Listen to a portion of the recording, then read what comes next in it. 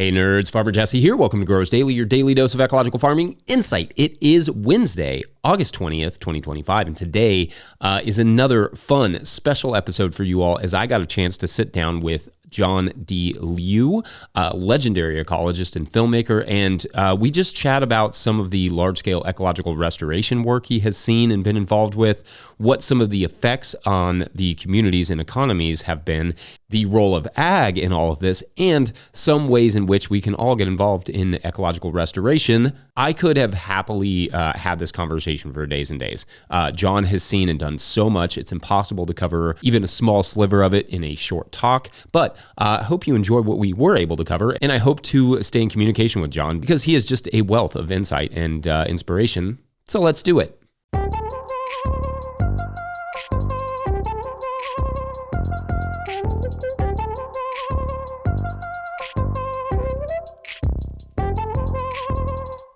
John Liu, welcome to the podcast.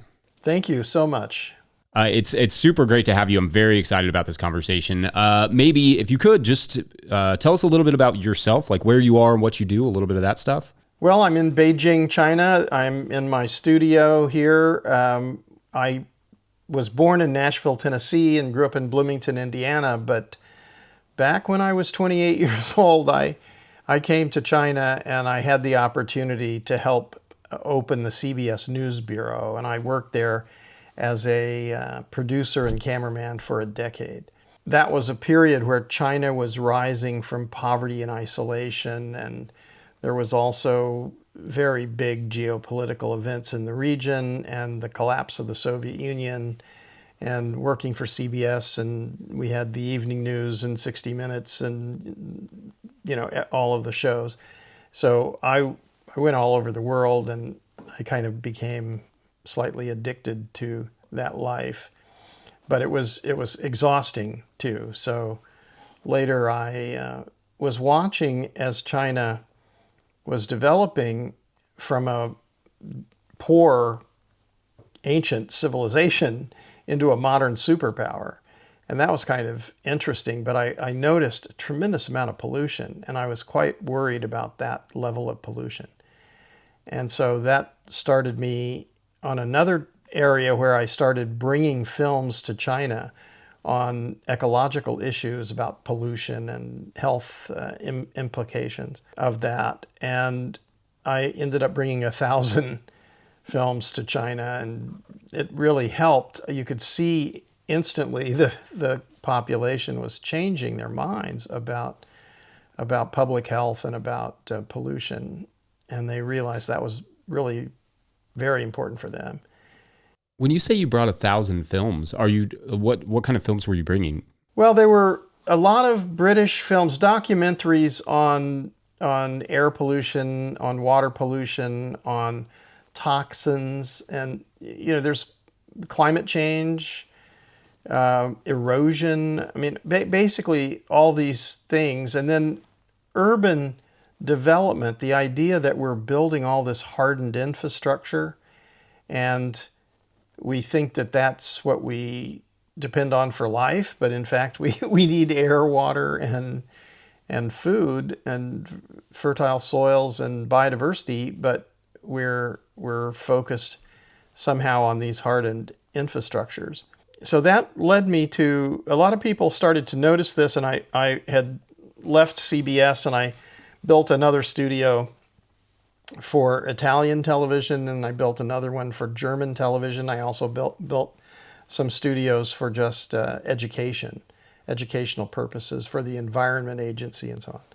And in doing that, I could see how important it was. Media was changing people's minds, and then the World Bank asked me to go out to the upper and middle reaches of the Yellow River, which is the cradle of Chinese civilization. And there was a huge desertified landscape about the size of France.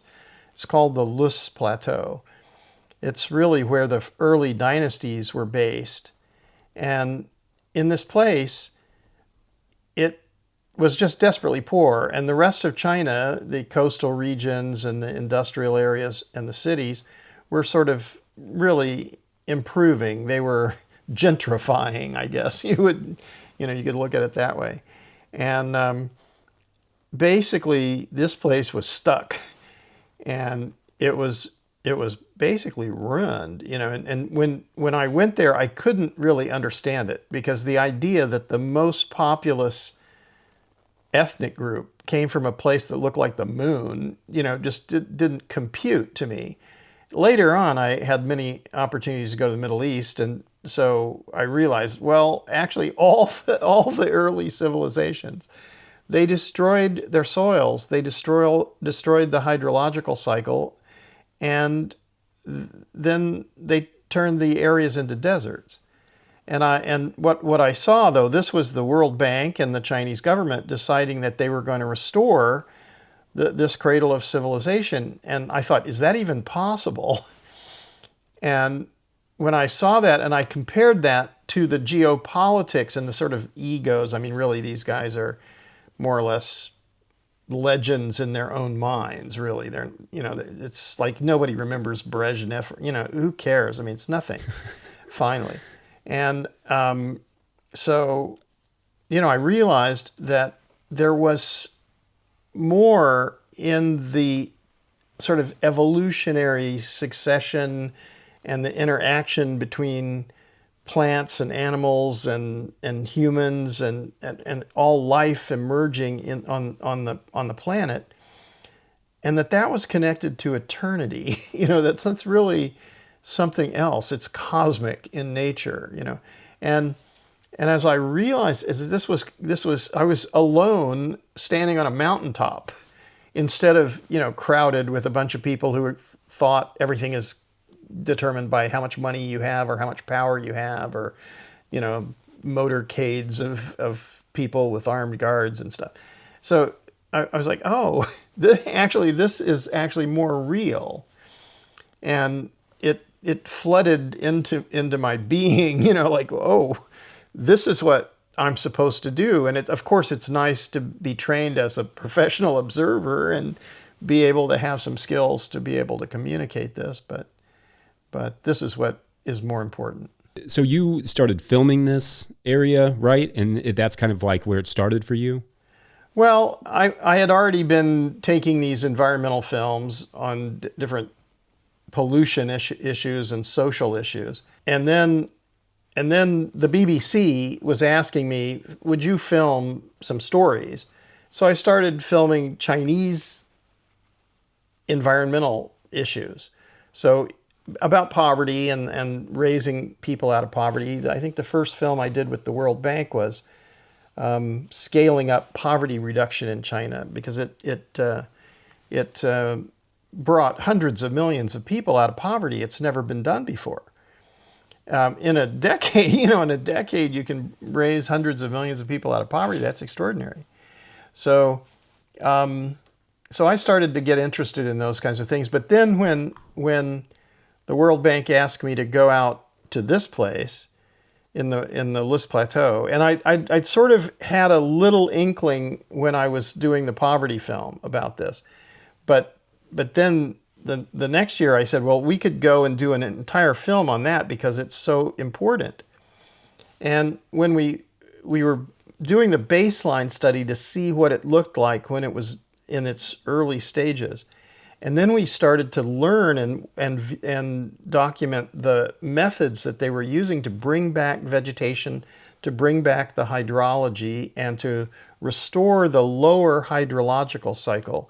So it's things that I think I had never really thought that you could work at that scale. And I mean, it's ridiculous to think as an individual that you could, and actually you can't really. As an individual, it has to be humans as a species working together to make this happen. But if we got collective consciousness and a collective intention to do this, this is the highest potential that we have. And so all this infighting and that doesn't make any sense. We really should be focused on what is going to make the quality of life survivable and sustainable for our children and generations to come. and prosperous and happier, healthier, all of those things. In fact, I think you mentioned it earlier. I always talk about there's a tie-in between environmentalism and health that I think gets skipped over. That people are just, they go straight to what you eat or, medicines that you're putting in your body, and they completely skip the whole environmental aspect. But one thing you mentioned, that this place that you were kind of witnessing, that they're doing this large scale, ecological restoration on, was roughly the size of France. What scale did they do this restoration on? Was it that whole area, or was it like how much has been sort of restored? Well, you have to realize that the Chinese are sort of hyper ambitious in some way. Mm-hmm. So they, if you imagine what they've been able to do, they were having 10 and 11 and 12% growth rates in their economy continuously for decades. So that's kind of ridiculous. How do you do that? And then what happened was, the pilot project was 35,000 square kilometers. So that's the size of Belgium. So their pilot project is the size of Belgium. And then when they were seeing that it worked, they just said, okay, that's enough. We have enough information. This is the law now. So the things that were being done to cause the degradation were just banned. So you couldn't cut trees. You couldn't cut naturally grow, ancient trees. That was just like, no, you can't do it. You have to plant trees. So they had almost no forestry cover, and now they have pretty good forestry cover and more coming. So when you start to understand that it's the percentages and total amounts of biomass, of living plant material that is respirating, and then you have, that's analogous to necromass, to the decaying organic material when each generation of life dies and gives up its body. And that accumulates on the top of the lithosphere. So we have the geologic materials, the subsoils and the sediments and the rock areas, the igneous and sedimentary layers. And then on top are the bodies of all life since the beginning of time, decaying, and that's the habitat for bacterial and fungal and insect and and mammals, even small mammals.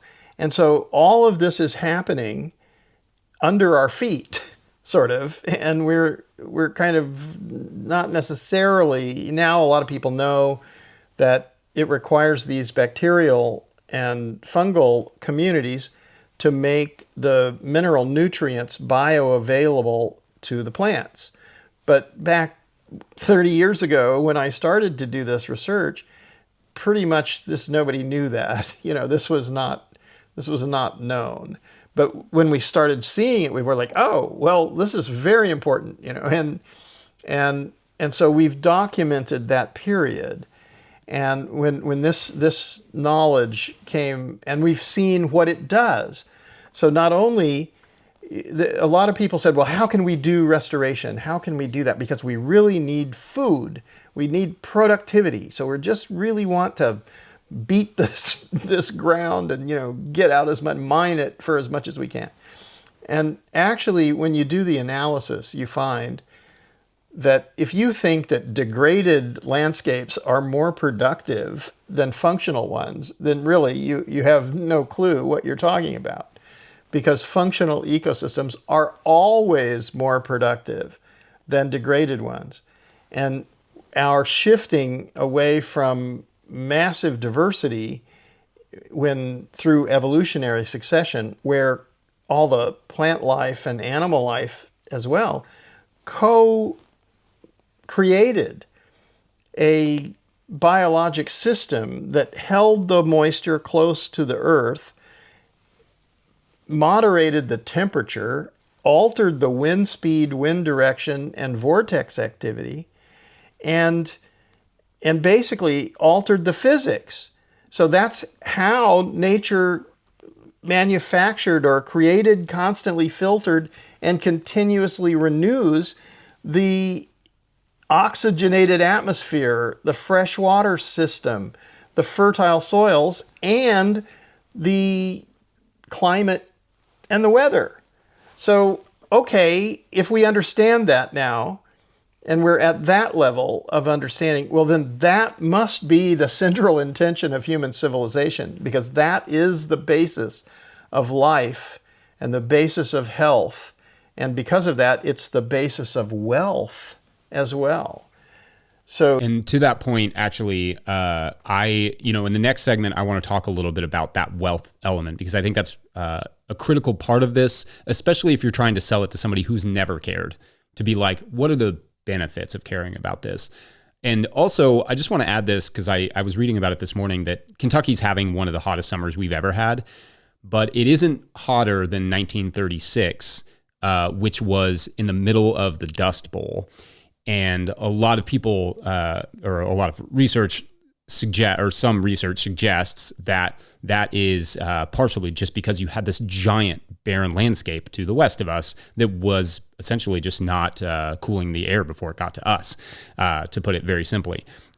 So these large-scale ecological effects, in other words, are products of misuse, not just in our area of the land, but all over the world. Exactly. And so we each of us and our communities, we have to work hyper locally.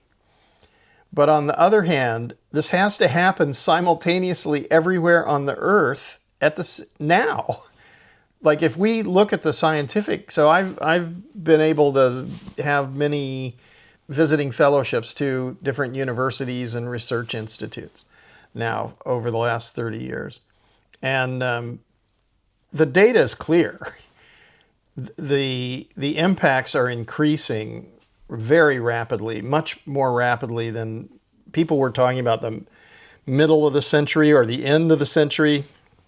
That's off. We're in it now. We're in the soup. It's happening. So, it isn't, there's no time for doidling, and so the best way we can react is actually both from a food security perspective, even from a psychological perspective, to restore the ecological system, because you feel better if the cool winds and it's better for you.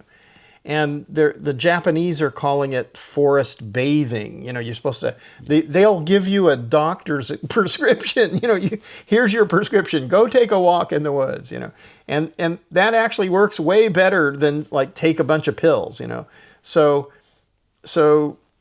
we need to realize that. And then when you understand the value aspect of it, then you realize, well, that's more valuable than buying and selling plastic junk that comes all across the world in container ships.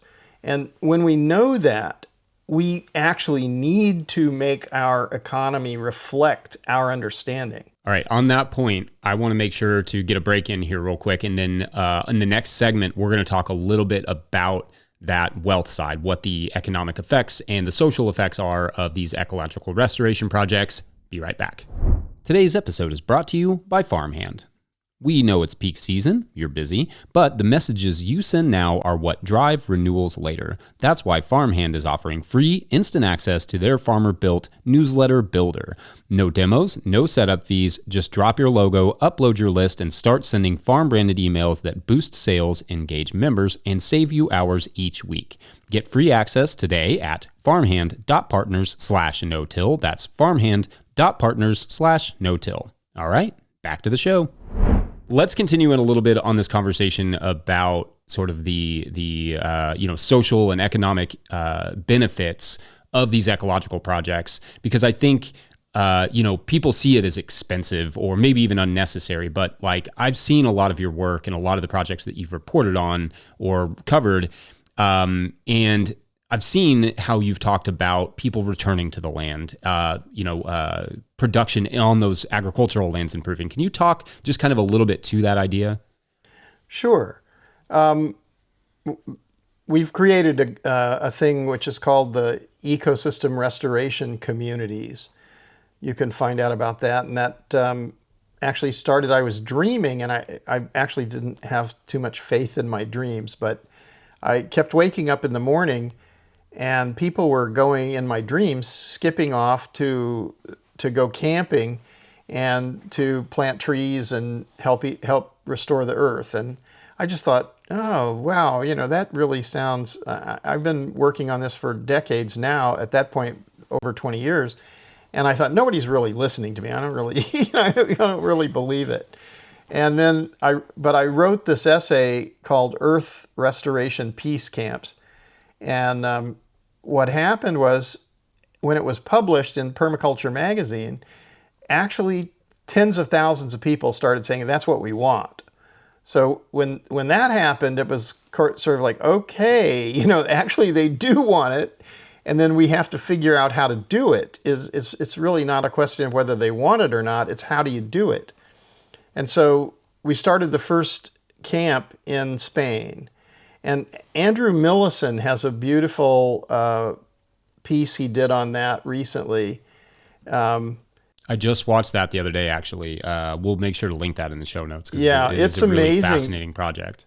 Because it's brought thousands and tens of thousands of people into this place they called, in Spanish, Territorios Abandonados. So it's like a place that's been abandoned by all the people.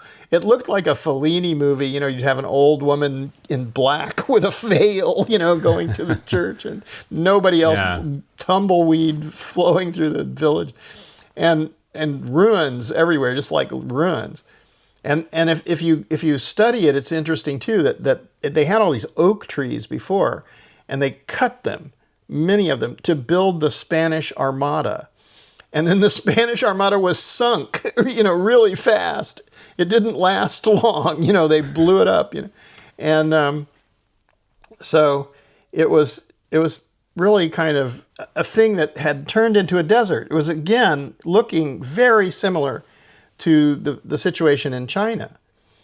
And there's some really good scientists. We met Professor Mayan. Sadly, he passed away just a few months ago. But his work has been really important to understand about critical mass for condensation and precipitation. So what we also found is that in these kinds of places, people come together and they're all curious and they all want to know. And so this becomes like a living laboratory where people can do collaborative inquiry for collective intelligence.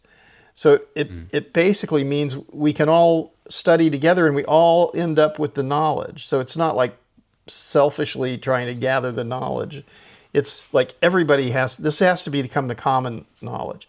And when that happens, then you're gathering these people together. And now we're at the point where there are almost 100 of these ecosystem restoration communities have been formed over the last 8 years.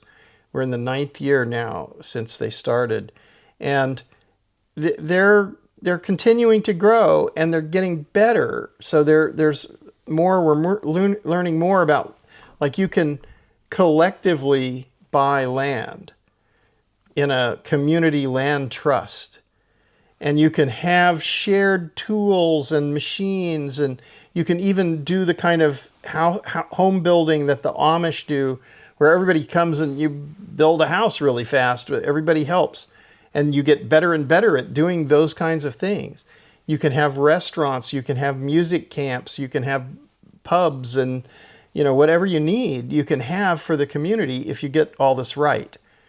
And we're even going into when we look at some of the harder ecological restoration issues, then we need some skills to do that.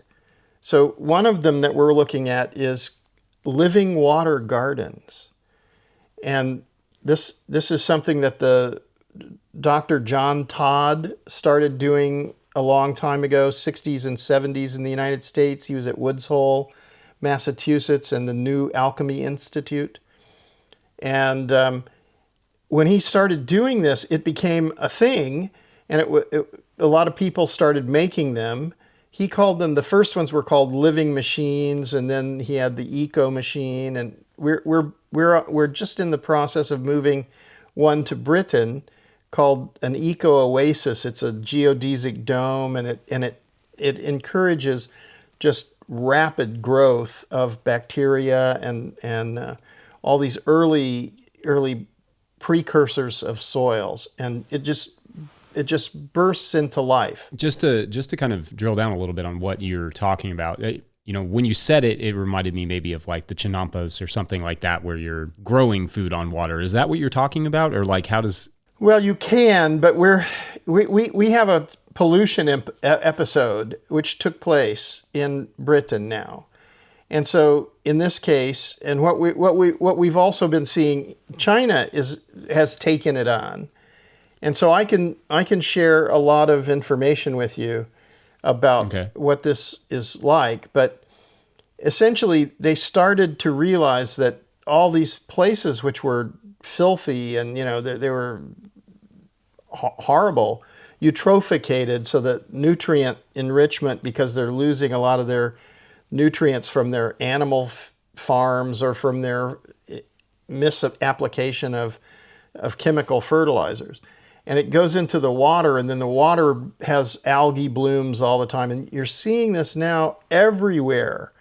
And so if we can have community-based enterprises that can address this kind of work, then basically it's much faster than corporations or the governments.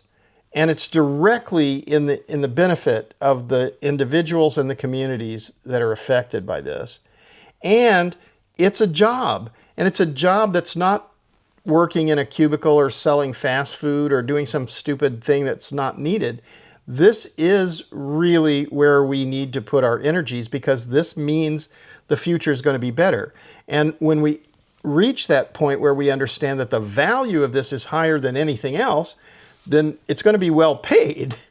And there's plenty of work to do now, because the whole planet is so massively degraded that we're seeing that the science says we're exceeding planetary boundaries. It says we're changing the climate. We are facing all these consequences. It's biblical to have floods and wildfires and mudslides and droughts and so on. So let's stop that and let's focus on what really needs to be done and do that. Because the more people who understand it and do it, then not only will they have meaningful work, and they must be compensated for that. It's more important than anything else. And at the same time, they'll have more food, because functional systems are always more productive than degraded ones. And instead of thinking about abiotic systems as much, they'll be focused on biotic systems, the systems that co-evolved to balance the Earth's life support systems, to regulate the hydrology, the atmosphere, the wind speeds, and the climate. That's great. We're going to take one last quick break, and when we come back, we'll talk a little bit more about the role of agriculture in all of this. Be right back. Farmer Claire Coleman here from the Winter Growers Podcast. Did you know that I also founded Real Farmer Care, a nonprofit that supports farmer well-being? From my own experiences farming, I knew firsthand that this type of support was missing from ag, so I decided to do something about it. As of today, there are over 500 farmer recipients of a $100 self-care award, with more applying daily. If you'd like to help, each $100 donated supports one new farmer. Visit realfarmercare.com to donate and learn more. Again, that's realfarmercare.com. All right, so you mentioned like the water gardens and that sort of stuff. Can you talk a little bit about the role of agriculture in restoration? Because I think it does get a bad rep sometimes when it's used the wrong way in how much agriculture can degrade land. But there's also the side of it that can be really productive for improving ecology and benefiting the soil to improving water and all of those things. Can you talk a little bit about the role of agriculture in restoration? Sure. I think that humans are mammals, and we're hungry. The interesting thing is that we started to develop in unnatural ways. And so a lot of people look at agriculture and they think it's all been pretty good. But in my research, I've gone to all of the ancient cradles of civilization. And what you see when you go there is a place where it's very difficult to live, and there's very little food production. And so you have to question, how did this happen? And I usually tell the story, agriculture was created not by a scientist. It was created by someone who saw the seed pods hanging off of one plant, and he said, "Oh, look at those." And he found he could eat them, and that he could dry them, and maybe later he could crush them, and then he could make grain. He could make bake them, cook them, and he didn't know what the other plants were for. He didn't want them, and so he started killing the other plants. And then he would express those seeds, and then he did two things at the same time. He exposed the soil by plowing, essentially, and he could get better and better and then create industrial processes to do that.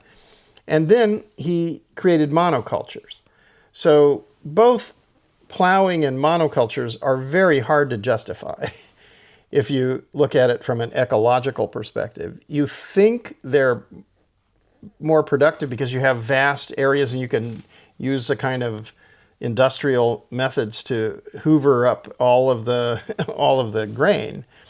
But if that land is destroyed fundamentally, and the hydrological cycle, it stops raining and there's long-term drought, or there's tornadoes and all the other stuff, which basically this causes, and then the soil is not there, it's not fertile anymore. There's no mechanism to make the mineral nutrients in the rocks bioavailable to the plants. And then we think, well, let's put on just chemicals. Well, that doesn't actually have, if you're thinking the simple types of things. I mean, we're saying that NPK, nitrogen, potassium, phosphorus are the sort of primary nutrients.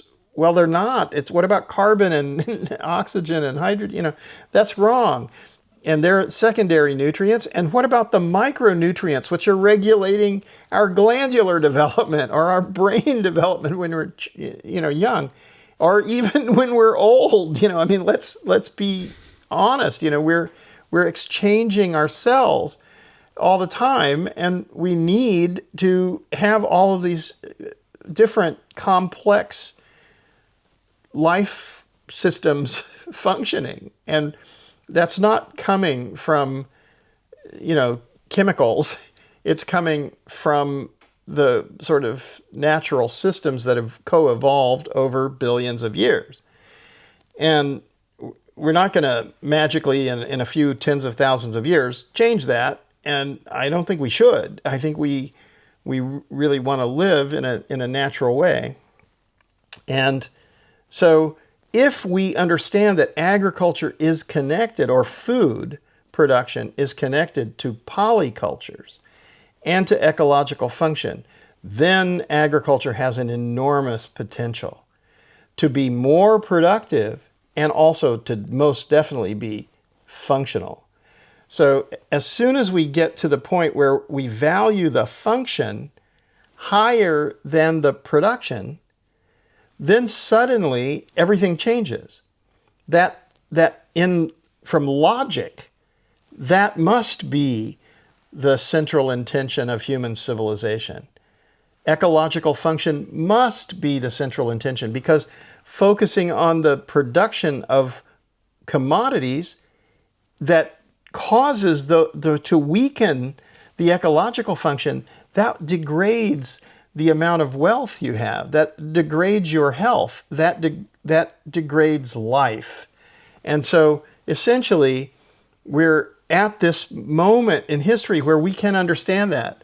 I had this fellowship to the Rothamsted Research Institute. It's a very old 1850s in Britain, and it was funny because I didn't know very much about their history, but they gave me a fellowship, and I was appreciative, and I went there, and it's a beautiful place, and they have a lot of. They're kind of focused on. They were definitely involved in creating artificial fertilizers and even now genetic modification. But in the past, what they did do that's continuing is they started studying carbon in the 1850s, and those experiments continue to this day. And they're the basis of this understanding that we're really altering the atmosphere. And so that's pretty important. And then the director, he said, you must go to Africa. And I went to Africa, and it also made a big impact on some of the African countries to share this information. But interestingly, I gave a lecture when I got this fellowship, and they had all these famous academic people there. And I gave this lecture, and a famous guy came up, and afterwards he said, you seem to know what you're talking about. And I said, oh, well, thank you, I guess. And then he said, if you can understand it, anyone can understand it. And I was like, well, yeah, that's kind of sneaky, underhanded, terrible thing to say, but okay, yes, everybody can understand it. We can get there to understand this. This is a breakthrough. This is a breakthrough moment for human civilization. The more people who understand this, the more we understand what is true value. Yeah, I mean, I think we all inherently understand that we need food to survive, and that we want, and agriculture is where we get that food. What I think it gets missed a lot when you're talking about, like you referenced, like polycultures and that sort of thing, is the potential of growing food in a way that restores the land, that improves it, that restores our hydrological cycles, that like filters our water, that filters our air. All of these things, I think that often gets overlooked because there's a lot of pushback on this idea that farms like that can be just as productive. I mean, does that resonate? Do you feel like... Well, absolutely, it resonates. I think it's not just that they're more productive, they're more valuable. Because when you just put the value on the products and the commodities, you're missing the point. The ecological function is more important, and functional ecosystems are more productive. Both ways you win when you are doing regenerative agriculture. And when you're not, you're imagining that buying and selling things and this money, and I mean, you have to get to the point where you understand that money is an idea. Money is a concept. Where does it come from? I mean, the Chinese have a museum here about money. It goes back a long way. And all of the money that's ever been, I mean, all of it changes. It collapses at some point because it's an idea. And what we need to do is see there is real value. There's true value. We are breathing air. We're drinking water. We depend on fertile soils, and we depend on symbiotic relationships with all other life forms. And when we understand that, then we're not there yet. We're not expressing that level of understanding in our societies, in our economies now. So our economies are not true to what we know to be true. And if we align our behavior with what we know is true, then actually we can restore all degraded lands on the earth. We can have full employment for every human being. We can realize that actually every human being has a birthright. You cannot take away their right to life or their human rights. They are born with them. They don't belong to you or anybody else. They belong to all living things. And it's not just human beings, it's all living things. It's the rivers and the trees and the insects and the birds and the animals. Everything in life has a right to life because it was born, and it is connected to all life since the beginning of time. It can't be any other way. So once we understand that, then, and that's very close to an understanding of paradise, of, like God made the world. How can we talk about altering it? Because we could do better than that? I don't think so.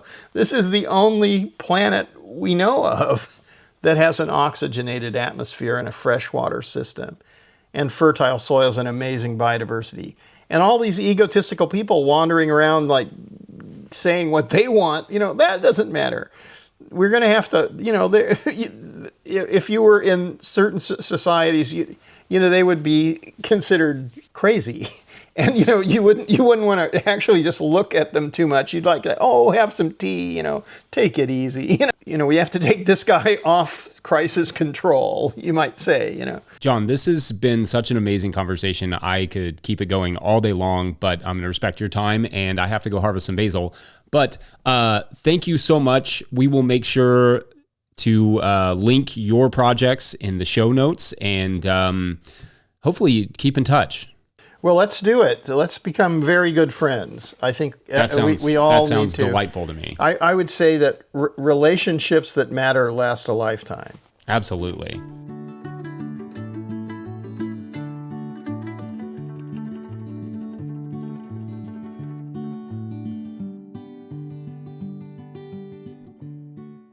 All right. I hope you enjoyed that conversation. We will put as many links as we possibly can in the show notes to the various related projects that we discussed. Huge shouts to John for his time. Don't forget, No Till Growers is now officially a nonprofit 501c3, so donations are tax deductible and greatly appreciated. Please make sure to like and subscribe and/or follow wherever you're getting this podcast. That's an easy way to help us out. Enormous thank you to all of our show sponsors. And if you'd ever like to sponsor this show, you can reach out to Farmer Michelle at notillgrowers.com. Huge shouts to Willie Breeding for the theme music and Mike Hilbert for the production help and editing. Also, shouts to Epidemic Sound for the background music that you can hear.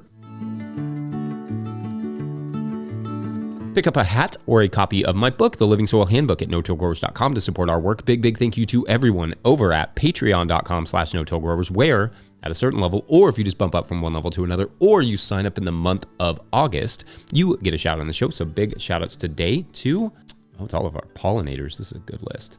We have Tyler Lloyd, Andrea Fronti, Tobias Deerdorf, Tasman, Cedric Reed, Bill Price, William Wiley Madrow, Wish I Started 20 Years Ago, Dwight Howard, Honey Works, Lynn Tompkins, Steve Hurlbut, Rebecca S., Mark Revanell, Lee Shelley, Brian McCarthy, Larry Shepard, Martian Cindy, DP, Kat Brannigan, Little Row Farms, Hank Zecca, Ashley Sharp, Jill Crosby, Madison, Scott Roser, Norskegard Farm, Laura Britton, Alberto Diaz, Peter Broad, Jason Ruel, Earth Care Farmer Jane Murner, Derek Page, Meredith Light of Granite Springs Farm, Grown Up Farm, Bob and Ann Patton of Hexhamshire Organics, Jared Kirsch of Rivendell Farms, Fiona and Donnie of Firefly Farm, and Jen Lawrence. I think I've said and Jen Lawrence 200 times at this point. So, and Fiona and Donnie and a lot of these people.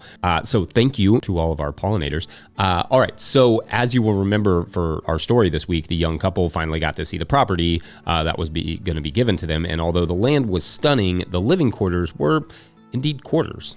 They were nice. They had solar panels and all that stuff, but they were like 4 small houses all connected by this like central pavilion. On each edge of the 4 properties, there was like their own little house, their own little living quarters. Then another couple, as they were standing there, had just walked out of one of the houses, as you will remember. And anyway, the new couple looks just as confused as our couple. So our young couple decides to introduce themselves and quickly finds out that this new couple are in the exact same position. Got the same letter from the same lawyer, the estate, all that stuff. And they were offered, similarly, land.